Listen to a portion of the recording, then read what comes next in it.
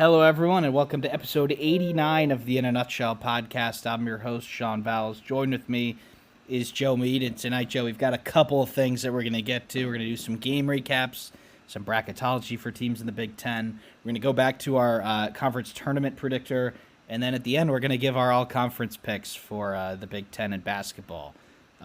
There is a game currently going on, and depending on the result of that, we might have an outright Big Ten champion, but we're recording while that game's going on, so if you're wondering why we don't know what happens there, that's why.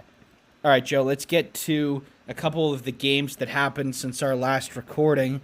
We had a couple games Tuesday night that had bubble teams involved with it. And the first one, let's go out to the West Coast. Oregon hosts Indiana. Both teams coming in playing red hot, and it went down to the wire, but it's Jackson Shellstead who hits the big shot from 10 feet behind the line.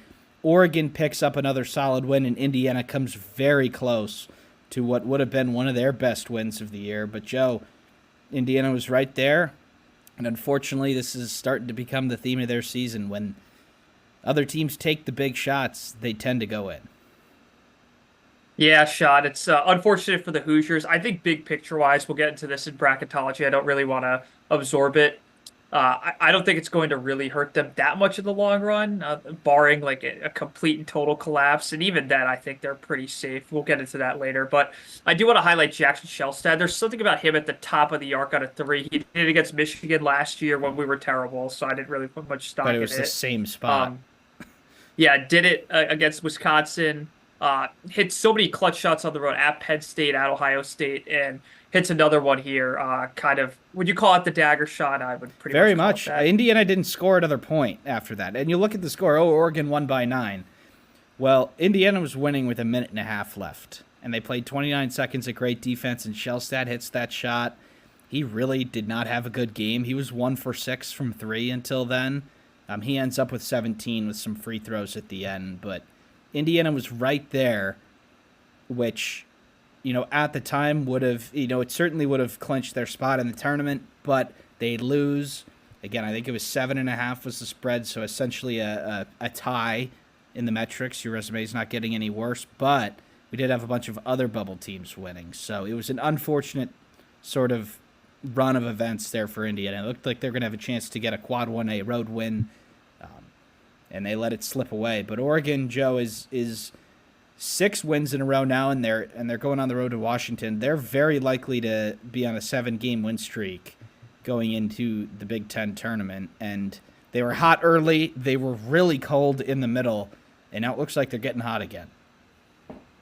Yeah, Sean, and realistically, they're really playing their. I think they're silently playing themselves up seed lines too, which is a theme we're seeing. And I don't think they're doing anything.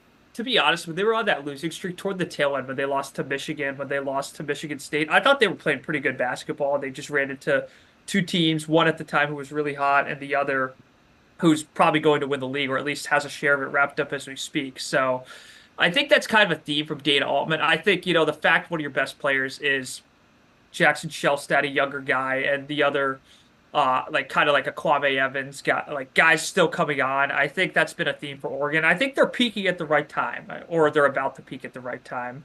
Certainly not a team for the Big Ten I'd want to play. Really interested to see how they'll do in Indianapolis, but as of now, Sean, I still think they have some stuff to improve on. I think they need more consistent scoring. I think Jackson Shellstead needs to shoot the ball better consistently, something we talked about off air. But if they get those things sorted out, I can't see why this couldn't be a dark horse second weekend team, to be honest with you, Sean. Yeah, we've got them at the last 5 seed right now, but, I do agree, Joe. I don't think they're playing that bad when they were losing games, and I don't think they're playing amazing right now. I just think they're making plays down the stretch when they didn't before. And great non-conference. They're in a good spot, and we've got them a little bit ahead of the 6 seeds right now. They're a decent bit ahead of St. Mary's, Marquette, UCLA, and Louisville. And, Joe, we'll get to this later when we talk conference tournament, but it's probably more likely than not at this point that Oregon and Indiana are going to face again next Thursday afternoon. Indiana obviously has to beat Ohio State, and then Illinois could, depending on whether they beat Purdue or not, be there either. But Joe, round 1 was a pretty good one. We had a lot of people on Twitter really getting after the officials. I mean, your own Aunt Wright, Michigan fan, was on there really criticizing them. I don't really think that was a whole lot fair because I think there's been games where the refs have given it away for Indiana. I don't think this is it. Indiana was weak with the ball, especially going into the paint. And Nate Biddle's a good shot blocker, and they have Evans, and defensively they were better. They forced turnovers. But I just want to get your thoughts on that, and I think it's really important considering we might see a rematch next week. I think at the end of the day, Indiana, they could have got a better whistle for sure. Yeah. But I am not above blaming the refs. The Maryland loss was because of them, not here. Yeah, I think Indiana just lapses judgment so often late in these games. I mean, even in the Maryland game, and again, they should have won that game. They probably should have won the first game at Mackey Arena. There's clear lapses in judgment there. That has nothing to do with officiating. That's something that needs to be nipped in the butt. Or if you're of the belief you're at this point in the season and issues still arise, that's who they are. Yep. And I'm frankly siding with that's who they are. I don't think it's an unmotivated group. Clearly, I think that's the last phrase I would use to describe them. I think it's not a smart group at times, and I think that's something that might end up costing them their season at some point. Perhaps an Easter egg for the future, but for now, I still am reasoning. I'm still on the side that Indiana does not hit the panic button. They played a pretty good game. They just lapsed at the wrong time. When you play a team that is like a solid tournament team on the road, all you can really ask for is a chance to win. You're not going to go in there and roll them over. You can do that to a couple of the lower teams in this league, like Indiana did to Washington, which, again, we were saying go out there and get one win. That's what they did. But, I think they could have got maybe a little bit of a friendlier whistle, and I would consider, whoever Indiana plays in Indianapolis for it to be pretty much a home game. It's with less than an hour away. But it really sets up an important game this Saturday, Joe. But before we get to this Saturday, let's talk about one of the teams that they're playing. This was another bubble battle, and it was quite a crazy one. One of the best games to watch as a neutral that wasn't actually a good game, if that makes sense. Yeah. Ohio State 116, Nebraska 114, 2 overtimes, 50 minutes of basketball. And it's the Buckeyes, Joe, that get across the line. Every starter in double figures for the 5 over 20. Bryce Williams puts up a heroic effort in defeat with 43 points. But, Joe, this was two teams that didn't play particularly well, but you could sense the desperation, and it got Ohio State across the line at home. Yeah, and I think both teams were desperate. You saw that with the last stretch of regulation. Ohio State, again, kind of like Indiana late in these games, has clear lapses in judgment, like the fouling on the layups, the fouling on the rebounding, especially when Nebraska's Bryce Williams are pretty good free throw shooters. They were lucky Bryce Williams didn't hit the last one in regulation because they would have lost. I mean, nothing about Ohio State aside from the one miracle play they had against Maryland off the backboard indicates to me this is a team that would have hit their last shot. I saw them fail against Michigan doing it. I've seen them, even at Minnesota, fail to score on their last possession. There was no reason I was thinking the Buckeyes were winning. I think this game, to me, was more of an indictment on Nebraska. I don't think it's necessarily a Fred Hoiberg problem. This is a theme that's been constant throughout the season for a lot of teams, but it's kind of been more of a light to Nebraska of recent. When their guys get in foul trouble, it's really bad. They don't play good defense, and the amount of times it was so predictable Ohio State was going to pop a 3, and they still couldn't close out or prevent it was pretty pathetic, to be honest with you. And I saw it with Michigan yesterday against Maryland. Nebraska, unfortunately for them, has a lot less of they're on a lot thinner ice in terms of the tournament than some of these other teams figuring this out. So I think Nebraska's in a really dangerous position. They go to Iowa. That's not even a quad 1 game. That's a quad 2 game, which is probably the worst news for them because Iowa, regardless of whether they pull this off versus Michigan State, I'm going to side with they don't for the future. Maybe I'm a fool. Maybe I'm not. It's not going to be an easy game, though, is my point to convey. And it's not even a must-win game. It's a can't-lose game. It is a must-win game, Joe, because there's a chance they don't even make the Big Ten tournament. it's a if they can't lose lose. game. Yeah. Does that even make sense? It's like Yeah, well, they don't get much from winning it, and they yeah, lose everything from losing it. So, yeah, I get that. yeah. So this is a team, Sean, right after Illinois and right after who was the other team to beat? Right after Illinois and Oregon, we thought they had really turned it around. They even in your bracketology last week, they were solid at I believe a 10. This is a team playing itself off the bubble, and I say playing itself off the bubble. You don't lose to Minnesota at home, and you don't have that kind of effort when you're leading by 3 possessions in overtime with less than 2 minutes to play. It's not why they make the tournament. If you can make the tournament, you don't do stuff like that. And Nebraska unfortunately has. I think they're in a really tough spot, Joe. This projection I did was yesterday morning, and the two teams, I had them as the first team out then, and the two teams behind them both won road games since then. So at the very best for Nebraska, they're the third team out, and if they lose to Iowa, their season's probably over because they might not even make the Big Ten tournament. But it's a tough situation for Nebraska right now. You just feel for them. I mean, Juwan Gary and Bryce Williams are really good players, but other than that, the depth has become a problem, somewhat predicted by us. But we talked about that Michigan game, Joe, for Nebraska being a potential win and in situation, and they have not won since then, and they are certainly on the brink of potentially going to the crown, which is not the NIT, for those wondering. But, all right, Joe, well, Ohio State and Indiana play Saturday. But first, we've got a big game Wednesday that may have half decided the title race. Maryland Terrapins go on the road to Ann Arbor, and they pick up another impressive road win. Maryland was leading at halftime by double digits. Michigan did pull it close in the second half. They showed some fight, but the Terps pull off the victory. And Joe, after starting the season 0-4 on the road in the Big Ten, Maryland wins this big one. Now they've added to their plethora of impressive road wins, and based on the result tonight, it may have handed Sparty the outright title. But you got to be impressed with Maryland. We have a team in Michigan that is not playing its best basketball right now, and I think we can argue that Maryland is. Yeah, I think Maryland's ever since the second half, I guess the tail end of that Michigan State game, take out the Trey Holloman shot, which I know it's really hard for fans in this conference to do. I think Maryland's played really well. I think Rodney Rice and Selton Miguel coming on late are really good signs for them, especially if they can hit threes, because that opens so much for guys like Julian Reese, obviously a Derek Queen, and a Jacoby Gillespie. And I always hesitate saying that because even though they don't, Colin Gillespie and Jacoby Gillespie are nothing alike. I always struggle with Gillespie last name.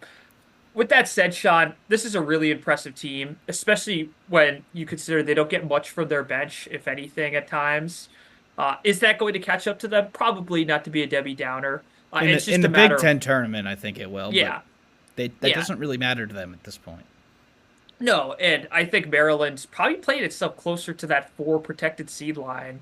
Michigan's playing itself off that. We'll talk about that in questions before Sean gets too into it this part of the episode. But this is a team that's becoming more balanced among their starting 5. I don't mean balanced in general like the way a Michigan State is, but more balanced among their starting 5.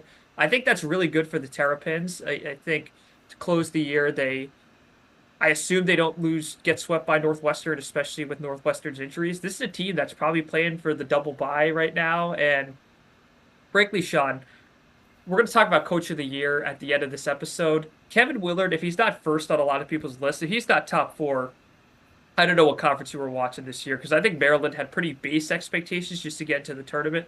This is a team that could be a second weekend team, and more probable than not as of late. And Joe, yeah, I agree. There's probably 3 or 4 good choices for Coach of the Year. I don't really think that's been the case over the years in this conference, but Willard's certainly a candidate. But they have not once had their depth come back to bite them. They've gotten at least 3 good games. Going back, they don't get blown out. They play pretty solid defense, and when they make shots, they're really hard to beat. As I said earlier, this projection was done before Maryland just beat Michigan on the road, so you'd have to think that they would go ahead of them. And Missouri lost to Oklahoma since then also. So if I had to guess, Joe, I think Maryland is the number 1-5 seed right now. But with an SEC, a Big 12 team right there on the 4 line in Kentucky and Arizona, there's a chance that they can pounce if an opportunity presents itself. But and then we've got the game on Saturday, Joe. But first, the game tonight is still going on. We had Wisconsin win at the barn yesterday. We've got Purdue visiting Illinois tomorrow night, and Purdue really wants that double bye. One of the ranked teams is not going to get it. And then Illinois is looking to shore up that 7-seed, stay out of the dreaded 8-9 game. But, Joe, in the grand scheme of things, this game probably doesn't mean a whole lot. I don't know if it'll move you more than a couple spots, but it could have pretty big ramifications for the seeding in the Big Ten tournament. I think so. I also argue, based on your bracketology yesterday, Illinois maybe could play itself off the 7 line. I think that this game alone is not going to do it. I know, Sean. Yeah, I don't think so. I felt that shake from 4 states away. I know, but I think it could get Illinois on the right track. I think they strung together one of their best performances of the year at Michigan. After a pretty solid performance at home, and then obviously getting blown out by Duke. But the difference a week makes for Illinois is a lot. It's a sneaky good couple games for them. I'd like to see him string 3 good games in a row because, quite frankly, Sean, I argue about this a lot with some of my Michigan State friends and a lot of people kind of on the 2-3 line. St. John's certainly in there too with our friends in the Big East.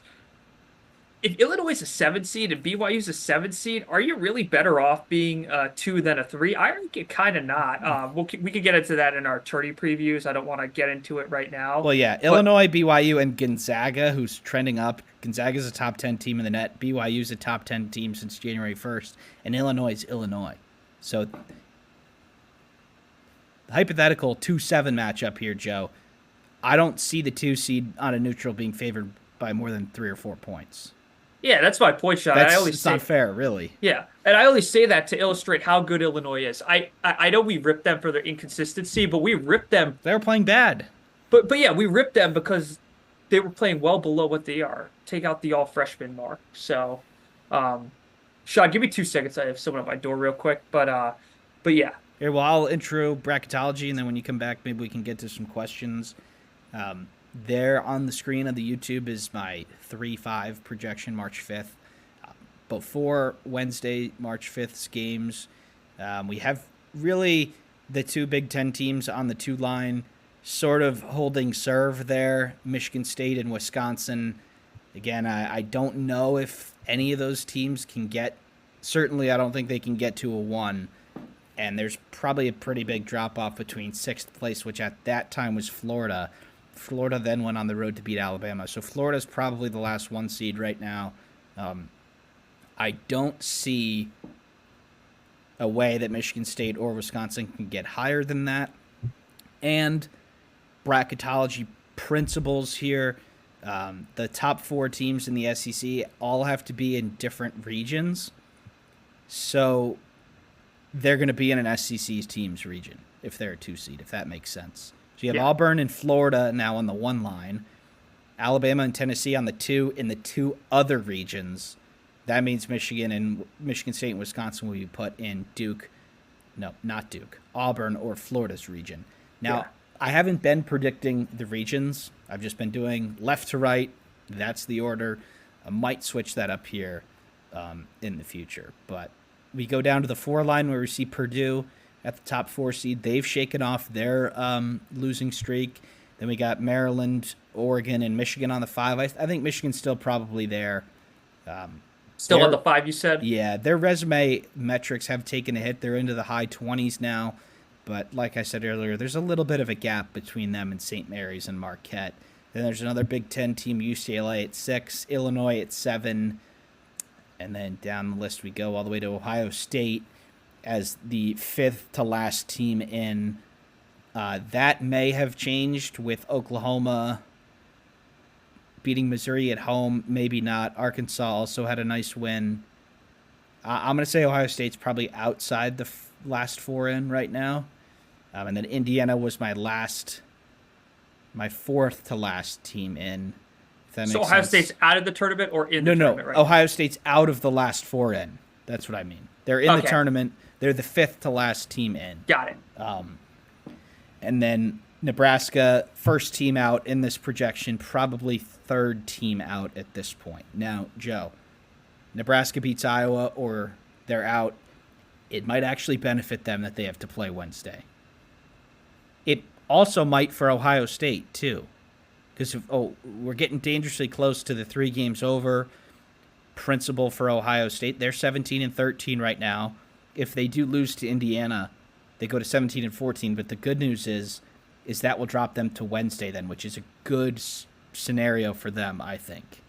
More games against potentially lesser but not terrible competition on a neutral.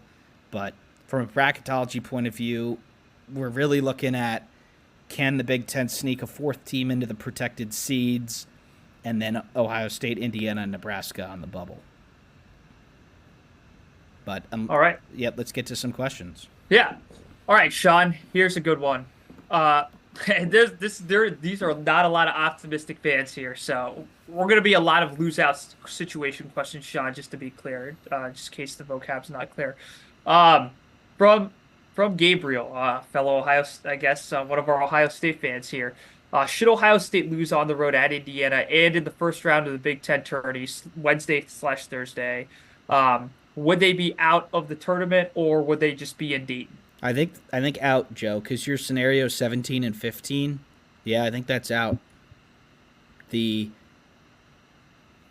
bubble is significantly stronger than it was a week ago, and there is a lot of murmurs around VCU, Drake, and UC San Diego potentially being good enough for an at-large. Those are 3 bid steal conferences to watch.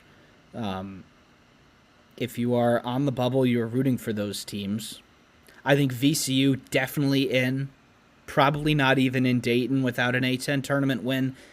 And then if Drake and UC San Diego lose, I think they might be thrown in Dayton. You've seen that over the years a couple of times, but they're not in the bubble conversation right now because they're automatic qualifiers. But if they lose, that could put, it's not really a 100% stolen bid because they're not in no matter what, but they just get added to the conversation. And Arch Madness is first, that the first or the second bid, Ohio Valley's first.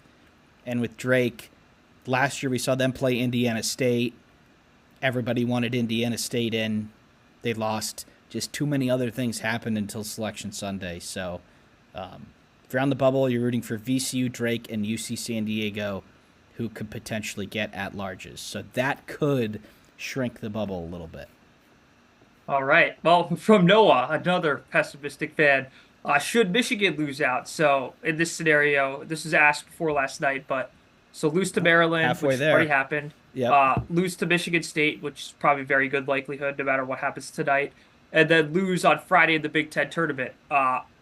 Do they fall to the 7 line? I think that might be extreme. I think that would mean they play on Thursday, Joe, if they lose again. Well, just lose out in general. We can get to that later, but No, so I do think they would get an extra game if they lose to Michigan State and the right, like that might not be the worst thing. You know, Yeah. you get a 5, you get a 12. I don't know who that'll end up being. They're all 7-12 right now, but Yeah. no, I don't see them dropping further than actually the last 5 right now. really, Unless UCLA is the only one who I think could really overtake them. You've got Marquette in the Big East. The only team that could improve their resume is St. John's, and they've gotten pretty, they haven't looked good against them. St. Mary's has already beaten Gonzaga twice. What more could they do? And then Louisville, maybe if they were to beat Clemson or knock off Duke, but if somebody has to take your spot if you're dropping, So I don't really see it right now, honestly. all right. So I think Sean pretty clearly answered Patrick and Mark, 2 Michigan State fans. I think clearly answered the 1 seed questions. Here's one. Sean, just to reiterate, because we had a little glitch in recording. Aside from the teams on the bubble, so Nebraska, Ohio State, Indiana, is there any team in this conference that has the real possibility of really benefiting from a 4 day run in the Big Ten tournament without winning it, of course? I don't think so. Maybe the bubble teams can get out of Dayton if they can beat somebody that they shouldn't. I don't really think we're going to see a whole lot of movement at the top. I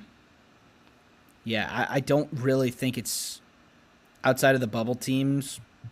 Not a whole lot's going to matter. Obviously, you want to hang a banner and all that, but no, I think the only way we get one of those storylines, Joe, is if a team that is not in the field, can win, maybe get to the semifinals and have the remote possibility of the bid being stolen. But look, I think that Michigan State's going to win this league. Teams 2 through 6 are really good teams. Teams 7 and 8 can be good teams, and then teams 9, 10, and 11 can beat anyone when they're on their home floor. So, unless something major changes, I don't really see those tiers changing much. All right. Sean, what do you think the most realistic team in Dayton for the Big Ten would be? I think it's probably Indiana at this point, Joe. They were to go 1-1 the rest of the way. 10-10. Let's say 10-10 in the league, 19-13 overall.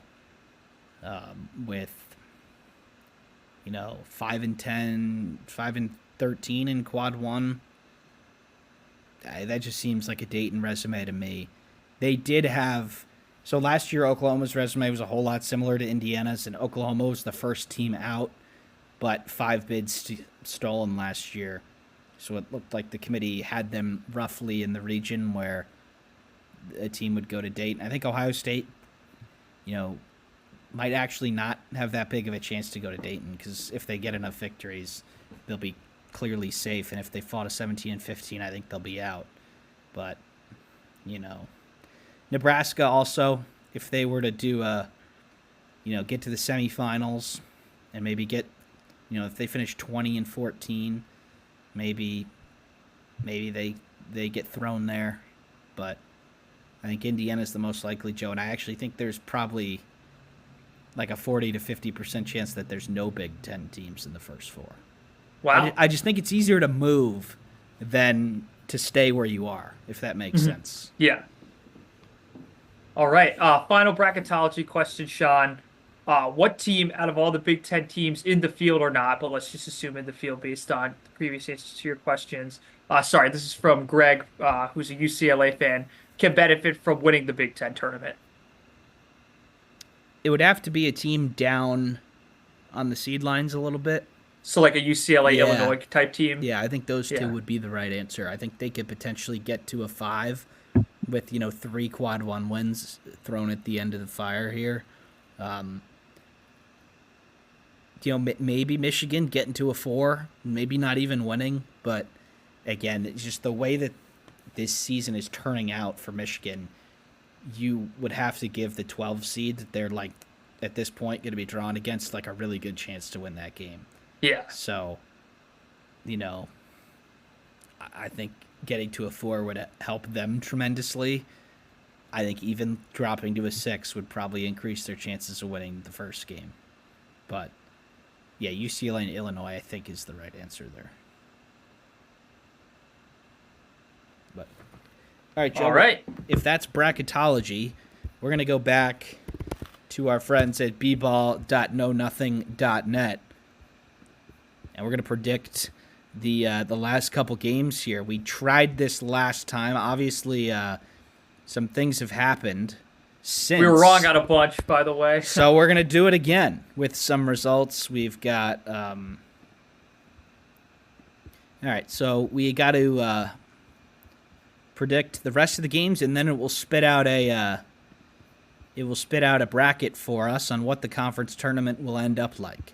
All right, Joe, let's get a little bit of a live update here on the Spartans and the Hawkeyes.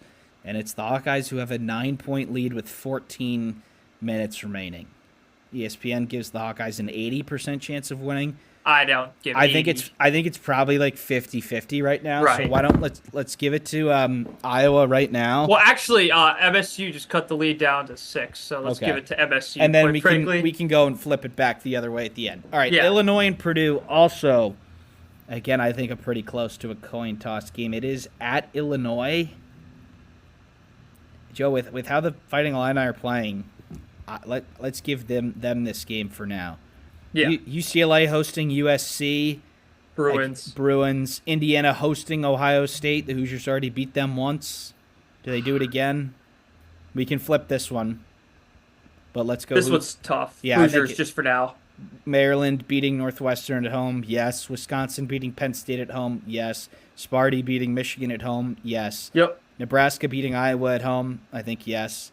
Rutgers beating Minnesota. Yes. And then Oregon going on the road and beating Washington. I think this is the chalk, and let's see what the chalk will give us. Okay, we've got Michigan State as the 1 seed, as expected.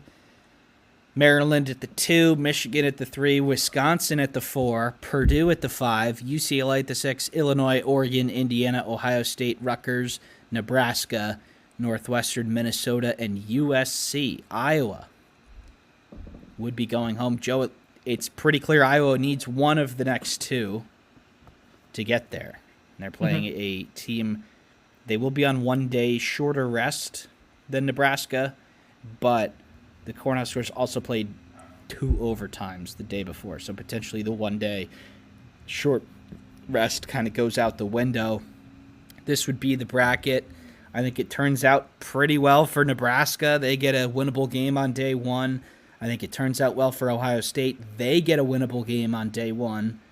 Indiana gets thrown to Thursday in the 8-9, but having already beaten Ohio State in this scenario, they're probably okay without beating Oregon there, even though I think they probably will if that game happens. And again, there's a chance, Joe, that Thursday and on we have one team that's out of the tournament play. So it's just going to be about jockeying for seeding, or the bubble teams won't play each other in this scenario. I don't think they will in any scenario, honestly. But this is the chalk version of the bracket. And, Joe, I don't think it'll be all that interesting beyond Thursday if this is what it ends up being. Yeah. But, all right, let's go back and let's flip a couple of these games. All right, Iowa, Purdue, Ohio State. Any other games you want to flip? Maybe Iowa beating Nebraska. They're not. They're not going to win both of these, are they? No. But let's give them both in this scenario. All right. We have Purdue getting to the 3, Michigan 4, Wisconsin 5. They have to play the extra game. This means Ohio State now jumps Indiana for the 9 seed, and Illinois is now the 8 seed if they lose to Purdue. And then we have Iowa going all the way from out of the tournament to the 11 seed. Rutgers, Northwestern, Minnesota, USC, Nebraska still getting in at 16th. No, 16 does not get in. No, 15. So they're not in. Nebraska's not in this scenario. We've got Indiana playing USC and then Oregon if they can beat them again. So, interesting situation here, Joe. It's very likely that Indiana's going to play Oregon, regardless of what happens, assuming Oregon wins. Whether Indiana lose or win. I'm not sure that this situation would be enough to get the Hoosiers in, Joe, if they were to lose to Ohio State, beat USC, lose to Oregon. I think that's probably not enough. Really? Yeah. Yeah. It might put them in like the last team in spot, and then they're going to be at the mercy of a bid stealer. That's where I think this would end up, because the metrics aren't going to kill you unless you lose these games by a lot, because these are good teams, but that would put Indiana at, let's get rid of this for 1 second so the standings can come back up. 1 and 2 would put them at 9 and 11 in the league and 19 and 14 overall. That's a tough one. I'm not sure that would be enough. But all right, let's go to a third a third situation here. So let's say Michigan State wins tonight, Purdue wins, but Nebraska beats Iowa, and Indiana beats Ohio State. So a couple differences here. We've got Maryland up to the 2 now, Michigan at the 4, Wisconsin at the 5. Nebraska at the 12 could potentially play Northwestern, and then Wisconsin, and Ohio State playing Oregon, Indiana playing Illinois. So it looks like there's going to be a combination, Joe, of Illinois and Oregon being a home team against Ohio State or Indiana on Thursday if the team that drops to the 10 can win that game. But that seems pretty likely right now. And I think the way that this turned out is actually pretty good because Indiana and Ohio State on the bubble need a good win, but you need to play somebody that you can beat too. And I think Oregon and Illinois are good candidates for that. Right. So this is very interesting. I think we're probably going to know who's going to make the tournament or not by the time Thursday's over with. Between Nebraska, if Nebraska can get to Friday, that puts them in the conversation. And I think if Ohio State or Indiana win one game against either each other or a tournament or another tournament team, that will make them in too. But interesting situation here. I'm sorry I did not pull it up for the viewers. This is our new bracket in scenario number 3. But, Joe, we've got just one game left, and we can make a bunch of different scenarios here. Right. So, get familiar with these tiebreakers. It would be awfully interesting for Nebraska to not make the tournament. And you're saying, oh, well, that wouldn't really matter. Well, Iowa's playing them in the last game. And unless Iowa can win this tonight, they're going to have to win. Now, they're up by 8 at the under 12. So they're going to have to win to keep their season going. So, Thursday might not be Wednesday, might not be the most interesting. You'll have one team in there, whether it's Indiana or Ohio State, potentially playing for their lives. But, the way that our scenarios are turning out, Joe, just my guess, I think Wednesday and Thursday will be very interesting. And then after that, I think it'll be a lot of, just jockeying for seeds. Not that that's not the case every year, but it might be more so this time. Yeah. But, all right.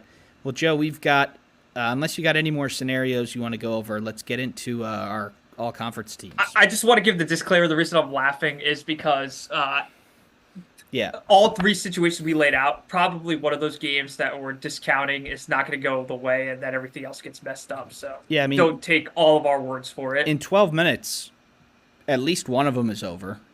One of those scenarios is over, depending on what happens in this Iowa-Michigan State game. And then we could basically be wrong in all of our scenarios after tomorrow. We might not even get to Saturday. But, all right. Well, let's go to our all-conference teams. Joe, we did this in the preseason. You can see we did 7. We thought that was fair. Now, the women did 9 for the women's Big Ten. Now, we're not going to go over that, but we're going to stick with 7. It's more than 5. I'm usually a believer in 5 teams being on the all-conference team. But, Joe, we have 18 teams in this league. So we're going to find the happy medium at 7. And let's start rolling out some players. Now, Joe, you can say one, and then I'll say if they're on my team or not, and then I can say one, and then we can go on. So who are you starting with?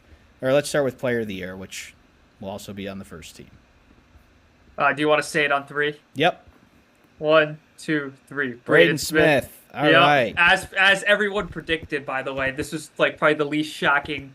If he wants to have a post about underdog story winning this, I highly advise him against it. I highly advise him to watch the comments on Bryce Young's Heisman speech. Yeah, I don't really know, Joe, if this is really that controversial. Maybe at one point when Purdue lost 4 in a row, there was a shout for someone else. We both had him on our all-conference team to start the season, and he's going to end up there. All right, Joe, I think it's a pretty obvious second place in the Player of the Year, also second on our first team, and this is John Tanji from Wisconsin. Yeah, probably one of the surprise players of the year too in all of the country. Don't think anyone expected what he did at the beginning of the year. I think people caught on by January, and they definitely caught on now that we're in March. So, John Taji, I don't think you could even put him close to not on your first team, to be quite frank with you, Sean. All right, Joe, who's third for you? Third, I got Bryce Williams. I know his team's really struggled down the stretch, but even as they've struggled, Bryce Williams has shined. Even in the game where they scored less than 49 against Michigan, he had like 26 of those points, which is pretty ridiculous. And then the one bright spot of that Ohio State-Nebraska game, which was a pretty terrible game otherwise, was Bryce Williams kind of cooking that entire game. So, Yeah, he's probably the player of the year if Nebraska's a top four team, but unfortunately that does play a part in this. You know, a lot of the players with the best stats are actually on the worst teams in this league. So, Joe, we did not have Bryce Williams in either of our teams to start the season. As the viewers can see, we didn't actually have any Nebraska players. So, good for Bryce Williams. We are 3 for 3. Joe, I believe we have a couple others that are the same. And this is a little bit of a double for me. My Big Ten freshman of the year, he is also on the first team. It's Derek Queen from Maryland. yeah, my Big Ten freshman of the year as well. I think Derek Queen's really overachieved this year. I think people came in with that 5-star ranking thinking he was going to be probably a solid contributor. I think he's the star of Maryland's team this year, and I don't think you tell the story of Maryland basketball this year without Derek Queen. Give me Derek Queen also on my team. My next one will shock people, but And let's he's go on your to first yours. team too, Joe? Yes, Okay. yes, absolutely. All right, Joe, but why don't you give us number 5? Number 5, I have Bruce Thornton for Ohio State, another team on the bubble, but I think that kind of highlights his significance. I think without Bruce Thornton, Ohio State's probably a sub 500 team, not only in the league, but probably overall. I think he's won them a lot of games, even in non-con. Give me Bruce Thornton, and I really think he's top player in this conference. It has been the last 2 years. Yep, I've got him on my second team, but I agree. He is pulling up Ohio State, and he is trying to drag them across the finish line. Whether he does or not, that is yet to be seen. But all right, Joe, you have got 2 more spots on your first team. I've got 3 more. I'm going to go out to Northwestern for another first-team player here, and I'm going to go with Nick Martinelli. Brooks Barnheiser probably would have been here had he played enough games. He missed some early. He obviously missed some late. But Nick Martinelli has made an incredible jump this year, and he is getting a spot on my first team. Yeah, I think Nick Martinelli, again, if you want to do this based on team rankings, it's pretty obvious that like probably 3 of my 6 so far wouldn't be on here. But Nick Martinelli has been like statistically Well, you have to take into account, but it's not everything. no, but I mean without him, Northwestern's Yeah. not even competitive in a lot of these games. And for a team that's probably going to miss the conference tournament, that's really impressive that they've kept a lot of these competitive with 2 of their best players out for a good portion of conference season now. All right, he's making your first team? Yep, absolutely. Okay. So 2 more spots for me, 1 more spot for you. Joe, why don't you give your last first team member, and we'll see where it lands for me. This might be a little controversial. Kasparis probably could have been freshman of the year too. In a world where Derek Queen doesn't exist in the Big Ten, or like had he been suspended, injured, whatever, or whatnot. Yakashonis, who's going to be a very high draft pick too, I might add. He's the last person on my first team. Yeah, he is on my first team as well, Joe. He was on my preseason first team. He was probably in the running for player of the year until about a month ago. Then he really fell off, but he is starting to play better basketball here as Illinois enters the stretch run. He deserves a first-team spot, in my opinion. This leaves 1 more spot for me, Joe, and I'm going to go with Braden Smith's teammate, Trey Kaufman-Wren. They're incredibly thin outside their top 3, and TKR has been who they've needed right now. This last spot really could have gone between a bunch of people, but TKR is rounding out my first team, and I'm guessing he will take the first spot in your second team. Yes, TKR takes the first spot in my second team.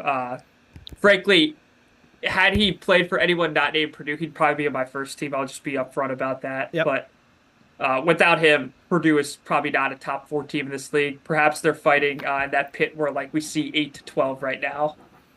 All right, Joe. Well, we've both got 6 spots left in our second team, and let's go to your Michigan Wolverines. I'm assuming that at least one person from them is here for you. I got Vlad Golden. Really struggled. I had a bit before conference play, but during conference play, he's been a consistent 20-point scorer. As of late, he's put up a lot of double-doubles, even as Michigan's team performance has slid. Give me Vlad Golden. And that's someone who I did have on my first team to start the year. Though we didn't achieve that, I still think he's been really key for the Wolverines and one of the better big men in this conference. Yep, I also have him there on my second team, which is where he landed it in the preseason for me. But, Joe, I am not done yet with Michigan players. I am adding 7-foot point guard Danny Wolf also. I don't think that what Golden does can really work as well without Danny Wolf, and without a question, Danny Wolf is the toughest matchup in this league. So those two run Michigan, and I think it would be unfair to put one on and not the other. I know you were much more of a fan of Golden than Wolf, but Wolf takes a spot on the first team for me. All right, Joe, you've got a couple more spots here on your second team. Who you got next? Next, I got to sticking with a Michigan theme here. I got Jaden Akins from Michigan State. I think we talked off air. I think Michigan State, they don't really have like necessarily the alpha of like guys on the first team. I think Jaden Akins is their alpha in context, and clearly they're really balanced. You could make a case for a lot of guys on their second team, and if there was a third team, I think MSU guys would be all over it. Is that it for you for Michigan State? No, second, Michigan State Spartan, Jace Richardson. A lot of people were going to explode at that. I think since February, he's probably been their best player, their most significant player, consistently putting up 14-plus points, getting to the free throw line, rebounding. I think his defense has really picked up. I think that's one area of his game. Should he come back, he's really got to improve. But Jace Richardson on my second team. Yep. You can add Jason for me also. His stats really don't tell the story. He is by far their best player, and he's the best player on the best team in the league. So, maybe the stats don't quite match up with our other entrants here, but, they are, at the very minimum, getting a share of this league. All right, we've got 3 spots each. Joe, I'm going to go to a team that we have not talked about yet. He was on your second team to start the season, but not mine, and that's Minnesota's Dawson Garcia. Minnesota has not been as bad as we thought they were going to be. They've scratched their way into the Big Ten tournament, and as average as Minnesota might be, Dawson Garcia is not, Joe. And if he was on a better team, he would definitely be on the first team. 1,000%, Sean. You really wonder had Minnesota not had those off-season losses, what they could have been this year. They've been really competitive in a lot of games. They've won their fair share of games against teams toward the top half of this conference. Michigan should have beaten Ohio State, beat Oregon as well, beat Nebraska. This is a capable enough team, and I think Dawson Garcia is a large majority of why that is. All right, so he's taken one of your spots? Yep, absolutely. Yep. All right, 2 left for the both of us. A lot of ways you can go here. But I'm going to go back to a team that we already talked about for one of these spots. Joe, I'm going for Jacoby Gillespie on Maryland. I think he has really, risen his play from Belmont. He was a good transfer. He was a good player there for sure. But he is one of the best point guards in the Big Ten. And especially with how little depth Maryland has, him being really good was kind of essential for this season, and you wonder if that, was too big of a risk. Well, it hasn't been, because he's been awesome. 14 a game for the Terps, and as much as they miss Jameer Young, Jacoby Gillespie is equally as good, and that's why he's taking a spot on my second team. Jacoby Gillespie. I think you could have put a Julian Reese on there too, not on mine. I went through Garcia, went through Golden, TKR. One other state of Michigan guy. 2 spots left for you. Yep. John Blackwell from Wisconsin. Not really a heralded recruit, kind of came on later in high school at Detroit Brother Rice, but as of right now, Wisconsin's second best player, kind of the Robin to the Batman that is John Tonji. Really good at getting to the hole. I think he can improve his jump shot a little more. But in terms of getting in the paint, creating offense, and kind of creating sparks, I think John Blackwell is crucial for Wisconsin's success this year. Yep, he just missed out for me. Everybody was on the fact that he would take a big step, and he has. He is definitely probably an option B1 in this league, maybe B2 if that makes sense, TKR or the Michigan guys, but he is definitely one of the best second punches here in the league. We've both got one spot left, Joe. Who is going to be filled for you? This is really between a Nate Biddle, a Julian Reese, or a or Shamiri. Oh, this is tough. I'm gonna give it to Nate Biddle.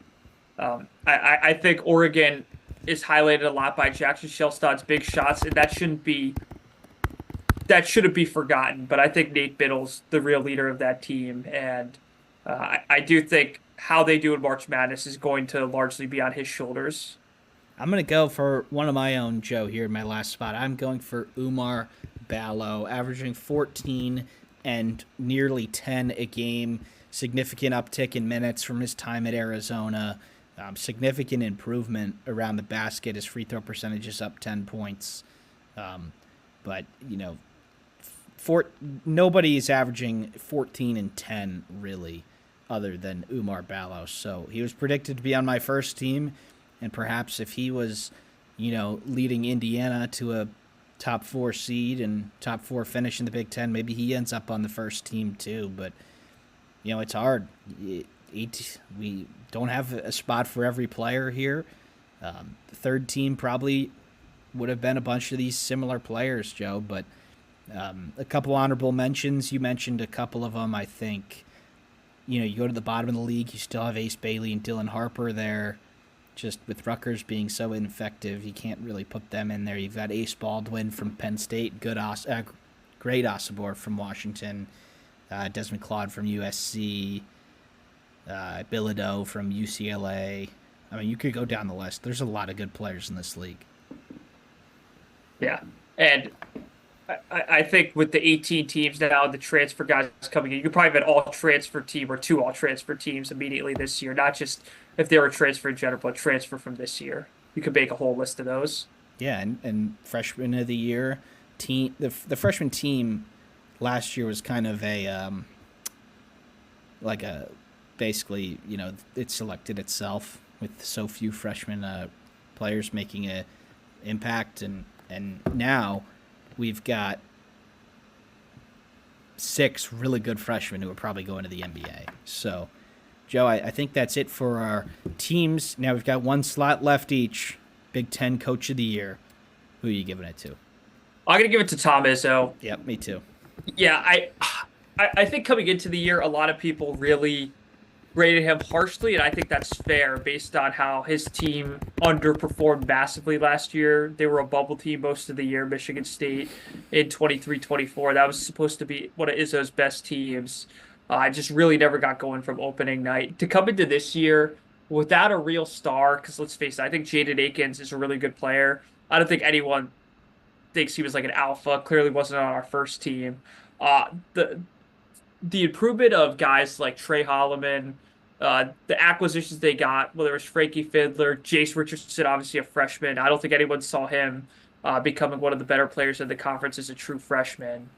And then just the way they've handled depth. They're not a great three-point shooting team, but as you see right now, they've gotten this lead back to 4 with less than 7 to go. They just win games. They take over in the second half. I think their second half delta is really impressive. Outside of the LA trip shot and that one-off game in Indiana, this has clearly been the best team in the conference. And I don't think I'm really going to piss off any Michigan State fans if I say they're not the most talented team in the conference, but they're certainly the most experienced and battle-tested. There's a very good reason why they're one of the most bet-on teams to make the Final Four right now. I think the most bet-on team as of today. And it just coming into this year, Joe, they had been, just very okay the last couple of years, and with Frankie Fiddler being the only transfer ad and Sismon Sapala, the only 2 transfer ads, it just seemed like that was going to happen again. Michigan State was going to be 11-9 in the Big Ten and get an 8 seed and win the first round game and then bounce out. But they found a way to get significantly better without getting significantly better players, if that makes sense. I mean, Xavier Booker hasn't really been a part of this season as much as he probably wished, but Fears has. You have Richardson in, Akins, Jackson Kohler. You have a bunch of players providing roles. They know their roles, and this is a hey, he's still got it moment for Tom Izzo. They are we thought maybe one team would get out of the pack here, and as it looks, Joe, Michigan State is going to win this league by at least 2 games, probably maybe 3, yeah, at this point. So again, you can say that in the age of the unbalanced schedule, it might just be luck whether you end up with the title or not, but when you win by 3 games, it's pretty clear. Yeah, and one thing I want to add, Sean mentioned the coming out of Fears, Kohler, even Carson Cooper, guys like that. They've all improved. All of them. Yeah, they've all... No, it's not except for Booker. Yeah, they've all massively improved, except Xavier Booker, who I don't think I'm going to be too crazy. I wouldn't be shocked if he hits the portal. But aside from him, Sean, each guy's been a major part of their success, and this is a team no one wants to see in their region. It's pretty safe to say that. You don't want to see Tom Izzo in your region. I think this team and Tom Izzo is a nightmare for anyone who's got to play him. And they will likely be headed to the Midwest or the West region if they stay in that 2 range. So potentially they could get or no, they would be going to the South or the Midwest probably. They would be going to the SEC's region. So, again, do you know where the Midwest Regional is off the top of your head? Maybe that's close to Detroit? I think it's Indianapolis. Indianapolis? Yeah. Okay, so that's not too far. Newark, New Jersey is where the East Regional is. That's where Duke will be. Michigan State will not be going there unless they can drop to the 3 line, but you don't want to do that. No. And then West and South, So there's a chance that you could end up in a good spot location-wise for Michigan State too, and it's been a really good season for them. And Joe, it looks like that they're going to be. They got a 3-point lead with 6.5 minutes left. Yeah, 6-point lead. Jaden Akins just banged a 3. But again, it looks like they're going to be champions. Hopefully, we're not doing this too early. You would love to do this too early. Then Michigan would go in there and win. They're not winning. It doesn't on matter. Sunday, but it's very unlikely. So, Joe, I think that's where we'll wrap this up. Obviously, a lot of Big Ten stuff to get to. Please be sure to check out our other videos on the channel. We're going to have a ton of them here in the upcoming days here as we get into the conference tournaments in March. We're getting pretty close to episode 100 on both the Sports Daily College Basketball Podcast and In a Nutshell. Potentially we'll get to them here at the end of the season. I think 95 or 96 on the other one, and this is 89 here, so potentially episode 100 will be coming soon. So thank you, everybody, for tuning in, and we'll see you next time where we'll talk about the weekend games and our Big Ten tournament bracket.